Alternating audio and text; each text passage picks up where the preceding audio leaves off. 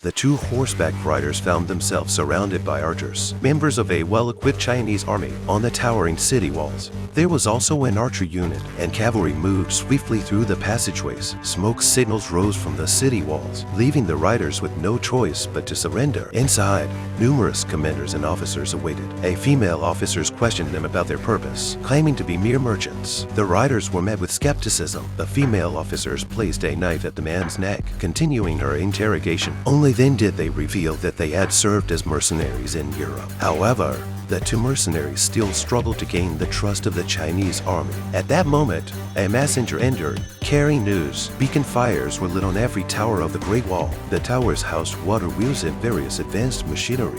Showcasing exceptional craftsmanship, the two mercenaries were escorted to the city wall, overlooking a black canyon below. Different armies in three distinct colored uniforms were preparing for battle. Countless fireballs came hurtling towards this group of monsters. A well-equipped Chinese army was in combat with the monsters, releasing a barrage of arrows. But the sheer number of monsters was overwhelming. They coordinated various weapons to launch attacks as the monsters rapidly approached the city wall. Soldiers in blue uniforms leaped down from the wall, wielding long spears to attack the monsters. They were then pulled back up by their comrades using ropes. Some successfully killed monsters, while others were devoured. Suddenly, another type of monster appeared in the canyon, the Beast King. The Beast King was surrounded by a protective group of monsters and signaled others using organs on its head. The monsters began climbing the city wall. One of the monsters leaped onto the wall, startling to European mercenaries. The monster's strength was formidable, throwing soldiers off the wall. An old man untied the restraints of the two mercenaries. They cooperated in the fight and eventually killed the monster. In the middle of the city wall, scissors extended,